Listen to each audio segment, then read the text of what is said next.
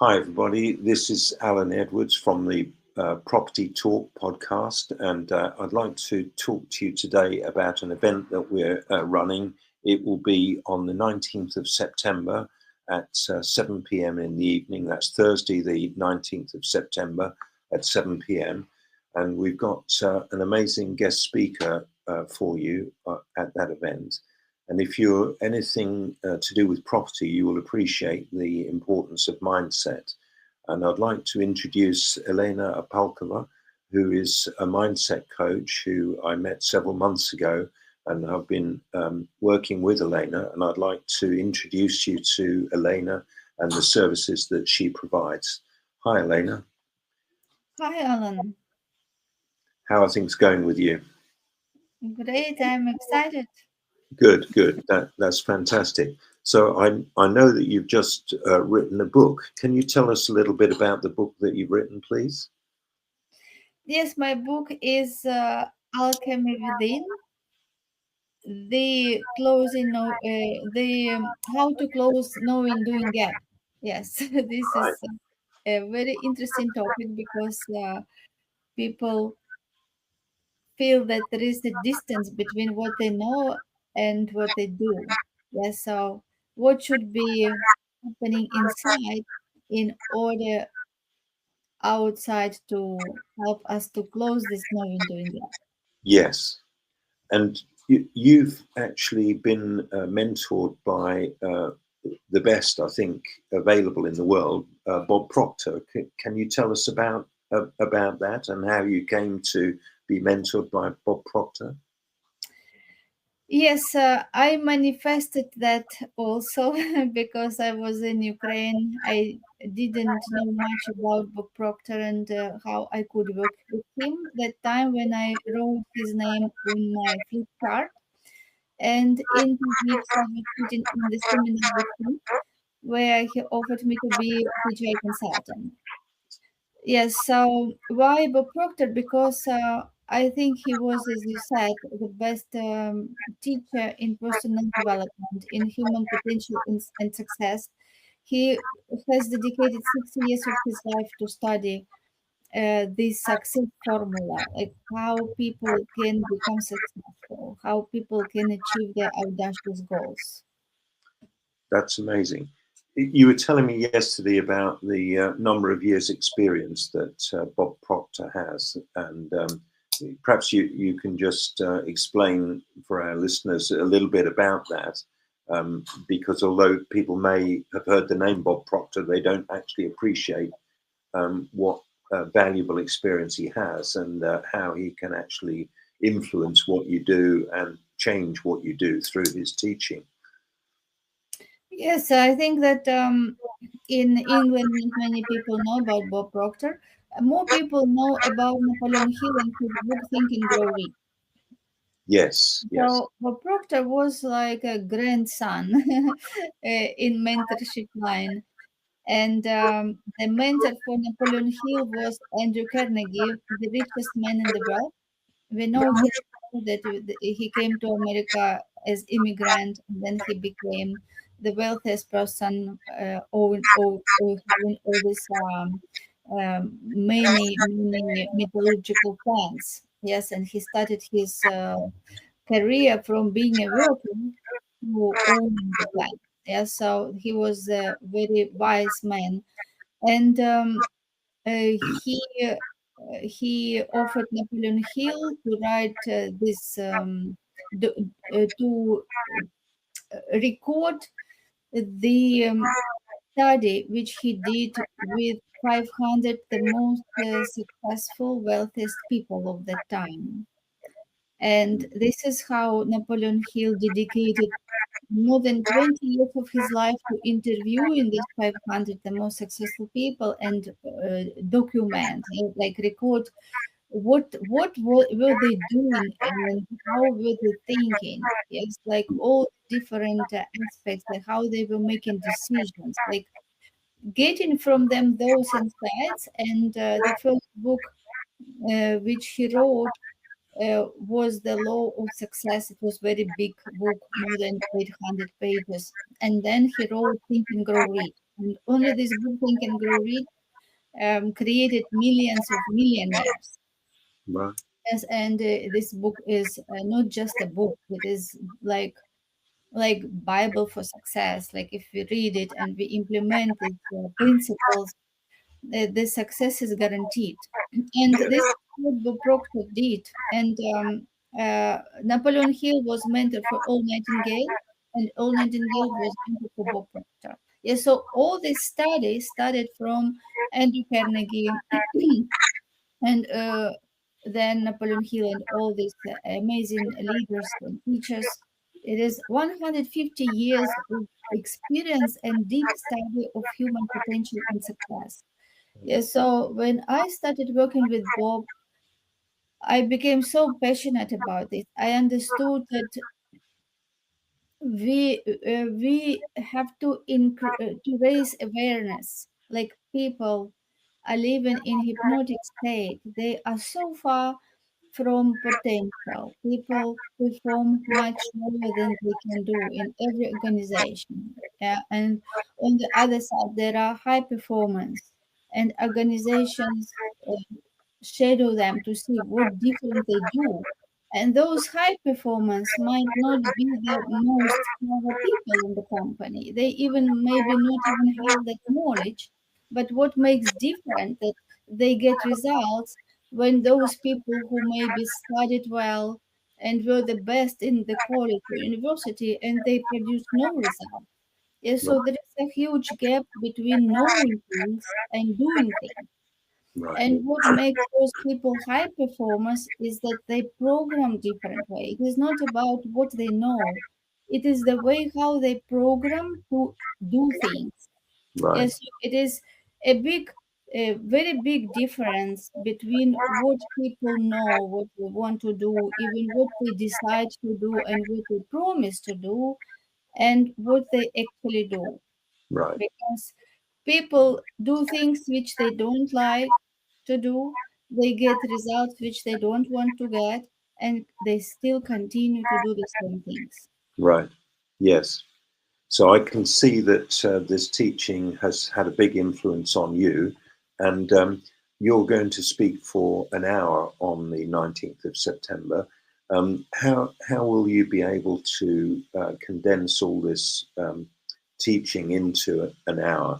You'll presumably be able to give an overview of what is possible, and I imagine that there would be more work needed if people were interested to read your book and also to follow the teaching that you propose. I imagine there would need to be a further sort of stage of progression. Can you explain a little bit more about that? Yes, as I got all this knowledge, and I also worked as a Procter Gilling Institute consultant for a few years and helped entrepreneurs, business owners to understand what is the cause of their results. Yes, that the cause is not outside, all is within. When we change within, when we grow, when we transform, then only the results change and we have that permanent change, not just uh, uh, for a short time. And I was thinking how to help business owners, how to help entrepreneurs to become successful because I believe that entrepreneurs are people who already step up, yes, who already make decision to be more, to have more, and to impact the world, to impact society. And I believe that they play such a big role in society because the culture in the company affects the families. Yes, like people who come to work, if they are happy, if they are appreciated, if they get results, if they grow, it will affect all the families. It will affect children, the communication. So much entrepreneurs and business owners can do starting from their company. And I thought, how I can help with this. Knowledge that I have to really make a huge change.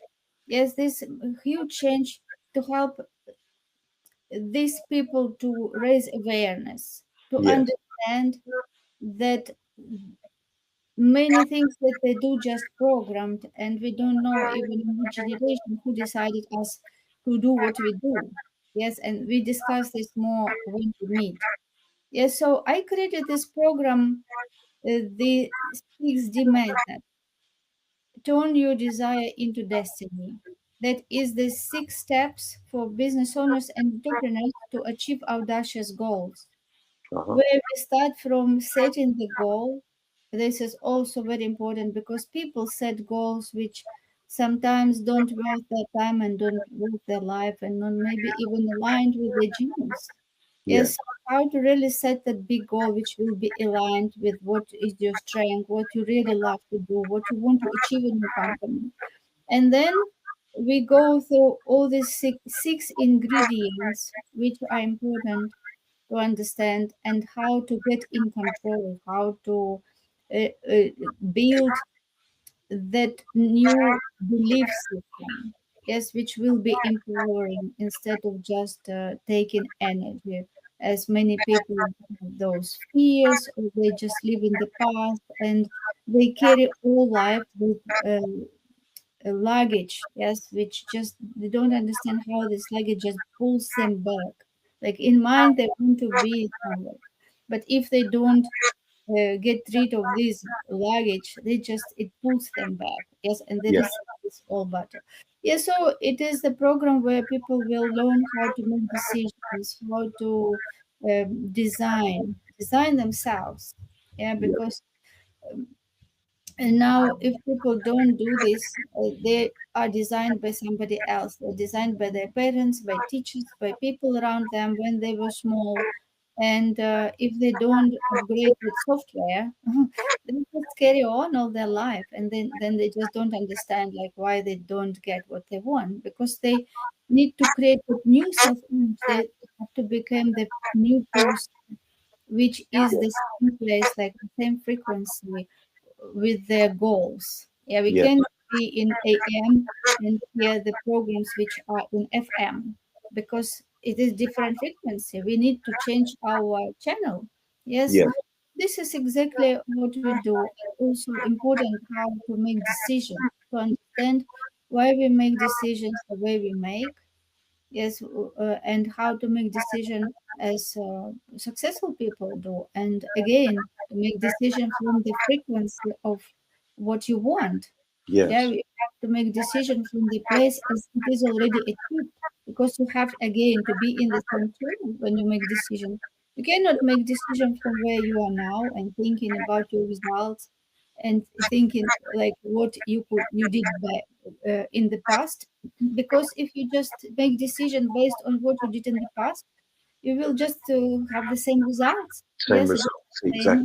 Yes. Yes, Yes. like Einstein said that it is insane to continually doing what you did before and expecting something new. It just Yeah. will not happen. Yeah. Sure. Yes, This thinking can apply not only in business or in personal goals, but you may have aspirations, or people who are listening to this podcast may have aspirations to do charitable work. Can you tell us a little bit about the charity that you are sponsoring for uh, uh, children in Ukraine? yes, we came with this idea to create charity for children, to support children, because Yes. it is very sad to see what is going on in Ukraine. Yes, Yes. and like even recent days, it is just unbelievable. Ukraine is all like bombed, and it is civil people who just like no electricity. Yeah, and many really very challenging time now, and Yes. Yes. children lose parents, and this is an idea which we have about supporting children. Yes, to Yes, I think it's a very worthwhile cause, and Mhm.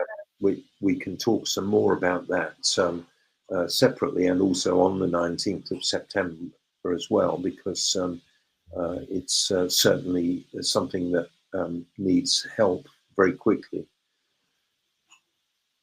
And can you tell us a little bit about your journey from Ukraine and how you came to the UK with your mum?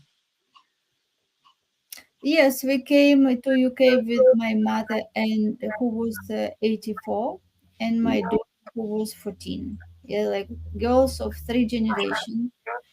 And how we came, I made decision very fast. Yeah, After I woke up from the bomb which was just exploded in the airport 2 kilometers far from our house. And it was dark. It was about 5 a.m. Still dark outside. I didn't know what happened, and then I understood, like found out, is that the war started.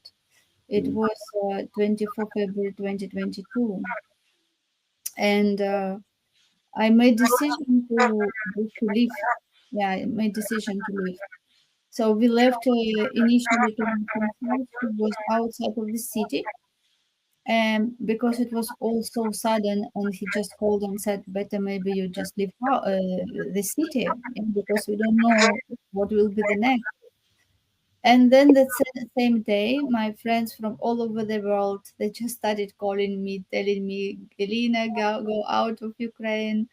And uh, I had one more mentor, and she offered me to meet us in Romanian border.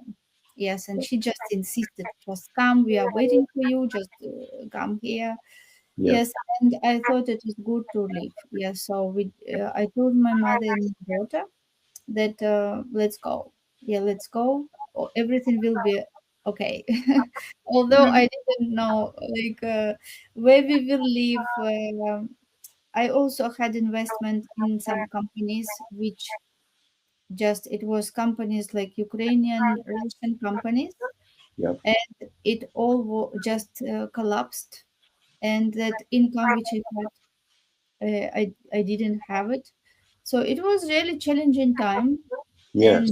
And And for your mum as well, I imagine at her age to have to leave so quickly. my mother we hardly brought her alive. Yeah, because we had to call ambulance 2 times on the way just to the border, Mhm. and yeah, she fainted, and it was really scary. It was really scary, but Yeah, I had that confidence that we can do that.